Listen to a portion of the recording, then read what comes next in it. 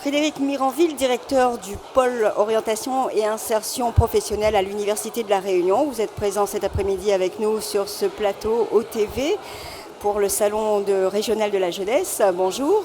Bonjour. Alors, les entreprises sont associées étroitement à la manifestation de cette année. Quelle est l'approche que vous proposez aux jeunes pour qu'ils appréhendent mieux le monde du travail et de l'entreprise ? Alors l'approche qui est la nôtre est une approche avant tout partenariale, puisque le salon qui est proposé, le salon régional de la jeunesse, est basé sur un principe de gratuité. Gratuité pour les visiteurs, mais aussi gratuité pour les exposants. Les rencontres sup-entreprises, qui est la partie organisée par l'Université de La Réunion, rentrent dans ce cadre-là. Et les entreprises qui participent à ce salon suivent le même principe.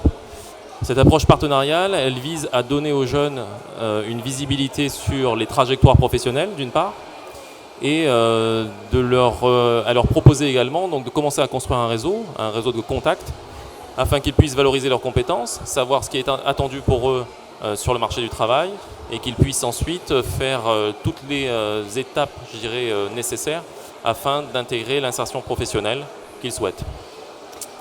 Alors, quelles sont les attentes des jeunes face au monde de l'entreprise ? Alors les attentes des jeunes, c'est relativement simple. En fait, ils souhaitent, eux, pouvoir concrétiser leur projet professionnel.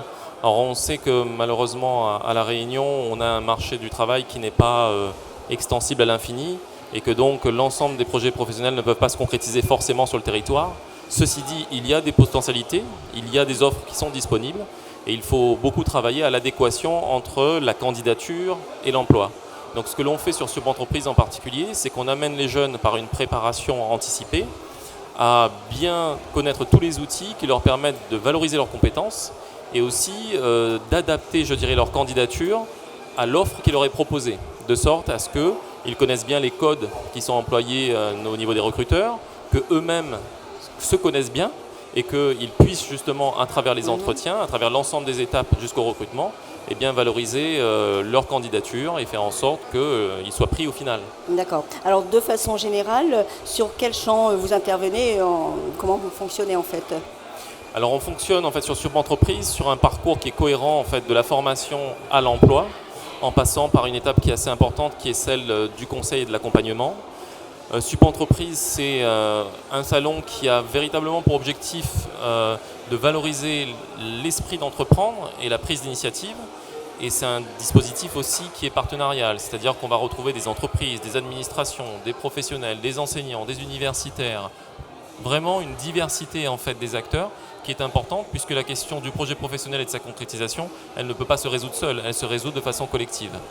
Donc notre démarche sur Sup-Entreprise, c'est véritablement cette démarche de parcours qui est cohérent, faire en sorte que le jeune qui souhaite avoir un parcours de formation trouve la réponse à sa question.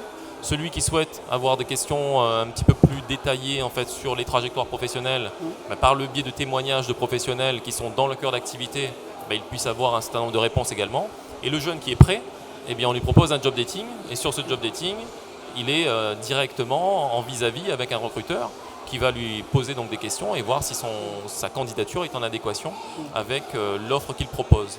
En transversal à tout ça, on propose aussi un cycle de conférences, ce qui permet donc à un public qui est très large là aussi, qui peut intégrer aussi des professionnels, d'avoir une ouverture sur les problématiques du monde socio-professionnel d'une façon générale, sachant que cette année, on a choisi la thématique de la sécurité économique, qui est une thématique qui est transversale, qui concerne les entreprises, mais aussi les administrations, mais aussi les laboratoires de recherche, et qui permet à ce que véritablement on puisse prendre conscience de ce que notre environnement est de plus en plus concurrentiel, et du fait qu'il faille faire attention, il faille se démarquer, faire attention à ce qui est proposé sur le territoire et puis aussi se protéger pour pouvoir avancer. D'accord. Alors demain, c'est une journée qui est ouverte aux familles, aux parents. Est-ce que le message est le même ? Comment vous abordez ce sujet avec les parents en fait ? Alors pour nous, ça va être une première, puisque c'est vrai que Sup-Entreprise, les années précédentes, n'était pas ouvert en totalité sur le samedi. La première année, nous n'avons pas fonctionné le samedi. La deuxième édition, on a fonctionné le samedi matin. Et là, ça va être la première fois où on fonctionne le samedi en totalité. Donc on n'a pas vraiment de retour d'expérience. Simplement, on s'est organisé pour être présent sur les points, je dirais, importants en fait, du salon. La partie formation va fonctionner. La partie métier-carrière également. Le job dating, lui aussi, donc, il prend toute son importance puisque des personnes qui travaillent, par exemple, des parents, par exemple, pourront accompagner, je dirais, leurs enfants en fait, à cette occasion-là. Des étudiants qui travaillent pour leurs études en fait, et qui n'ont pas pu se rendre présents sur ces 2 jours, eh bien, vont pouvoir venir demain. Et donc, ce sont des points comme cela qu'on va laisser maintenir, je dirais, ouverts sur la journée, et d'autres points qu'on va clôturer, comme la partie forum, de conférences. Il y aura juste simplement un séminaire qui va être tenu, mais le cycle de conférences se termine ce soir.